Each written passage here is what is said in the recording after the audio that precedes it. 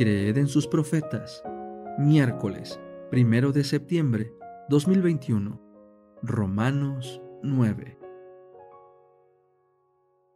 Israel en el plan de Dios. Digo la verdad en Cristo, no miento.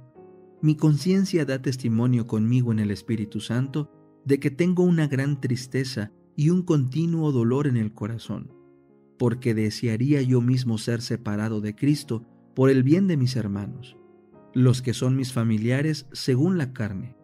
Ellos son israelitas, de los cuales son la adopción, la gloria, los pactos, la promulgación de la ley, el culto y las promesas. De ellos son los patriarcas, y de ellos según la carne proviene el Cristo, quien es Dios sobre todas las cosas, bendito por los siglos. Amén. No es que haya fallado la palabra de Dios, porque no todos los nacidos de Israel son de Israel, ni por ser descendientes de Abraham son todos hijos suyos, sino que en Isaac será llamada tu descendencia. Esto quiere decir que no son los hijos de la carne los que son hijos de Dios. Más bien, los hijos de la promesa son contados como descendencia, porque la palabra de la promesa es esta: por este tiempo vendré y Sara tendrá un hijo.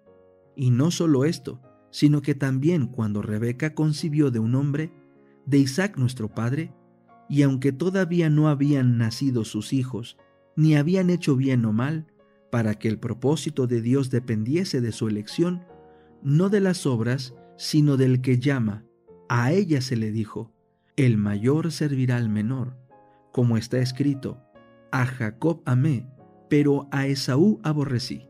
¿Qué pues diremos? ¿Acaso hay injusticia en Dios? De ninguna manera, porque dice a Moisés: tendré misericordia de quien tenga misericordia, y me compadeceré de quien me compadezca. Por lo tanto, no depende del que quiere ni del que corre, sino de Dios, quien tiene misericordia. Porque la Escritura dice al Faraón: para esto mismo te levanté, para mostrar en ti mi poder, y para que mi nombre sea proclamado por toda la tierra. De manera que, de quien quiere, tiene misericordia, pero a quien quiere, endurece. La misericordia y la ira de Dios. Luego me dirás: ¿por qué todavía inculpa? Porque, ¿quién ha resistido a su voluntad? Antes que nada, oh hombre, ¿quién eres tú para que contradigas a Dios? Dirá el vaso formado al que lo formó: ¿por qué me hiciste así? ¿O no tiene autoridad el alfarero sobre el barro para hacer de la misma masa un vaso para uso honroso y otro para uso común?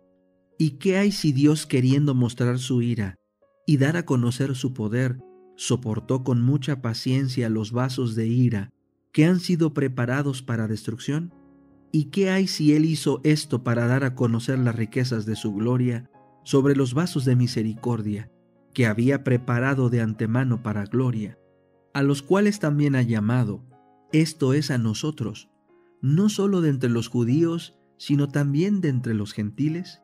Como también en Oseas dice: al que no era mi pueblo llamaré pueblo mío, y a la no amada, amada. Y será que en el lugar donde se les dijo: ustedes no son mi pueblo, allí serán llamados hijos del Dios viviente. También Isaías proclama con respecto a Israel: aunque el número de los hijos de Israel sea como la arena del mar, el remanente será salvo. Porque el Señor ejecutará su palabra pronto y con vigor sobre la tierra. Y como dijo antes Isaías: si el Señor de los ejércitos no nos hubiera dejado descendencia, habríamos llegado a ser como Sodoma, y seríamos semejantes a Gomorra. Israel y la salvación. ¿Qué pues diremos? ¿Que los gentiles, quienes no iban tras la justicia, alcanzaron la justicia? Es decir, la justicia que procede de la fe, mientras que Israel, que iba tras la ley de justicia, no alcanzó la ley. ¿Por qué? Porque no era por fe, sino por obras. Tropezaron en la piedra de tropiezo, como está escrito: he aquí pongo en Sión una piedra de tropiezo y una roca de escándalo, y aquel que cree en él no será avergonzado. La oración, capítulo 22, la oración por los enfermos. Nos hemos unido en ferviente oración en derredor del lecho de hombres y mujeres y niños enfermos, y hemos sentido que nos fueron devueltos de entre los muertos en respuesta a nuestras fervorosas oraciones. En esas oraciones nos parecía que debiéramos ser positivos, y que si ejercíamos fe, no podíamos pedir otra cosa que la vida.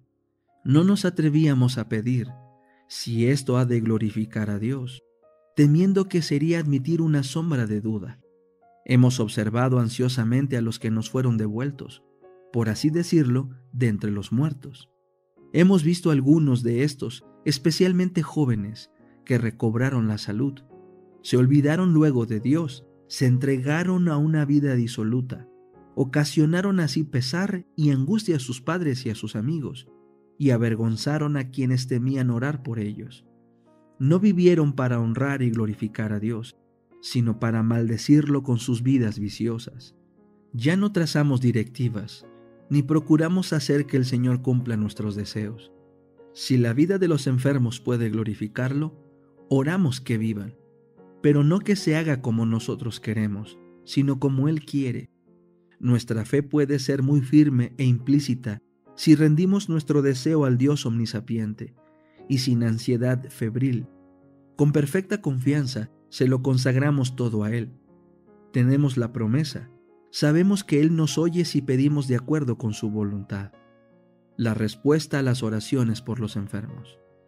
Ningún poder humano puede sanar al enfermo, pero por medio de la oración de fe, el poderoso sanador ha cumplido su promesa en favor de los que han invocado su nombre. Hagamos la misma obra que hicieron los apóstoles de Cristo.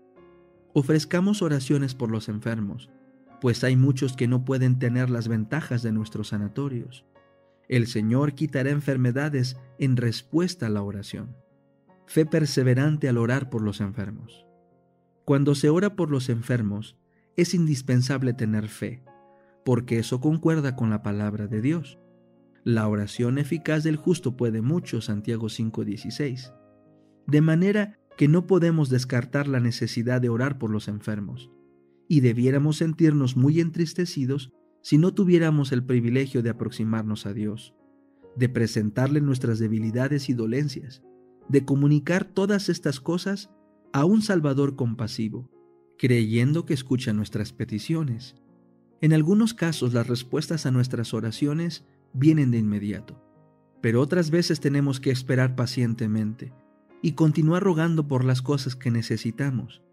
Aquí se aplica como ilustración el caso del solicitante importuno que buscaba pan. ¿Quién de vosotros que tenga un amigo va a él a medianoche y le dice: «Amigo, préstame 3 panes»? Esta lección significa más de lo que podemos imaginar. Debemos perseverar en nuestras peticiones, aunque no obtengamos respuesta inmediata a nuestras oraciones. Yo os digo, pedid y se os dará, buscad y hallaréis, llamad y se os abrirá, porque todo aquel que pide recibe, y el que busca halla, y al que llama se le abrirá. Lucas 11:9 y 10.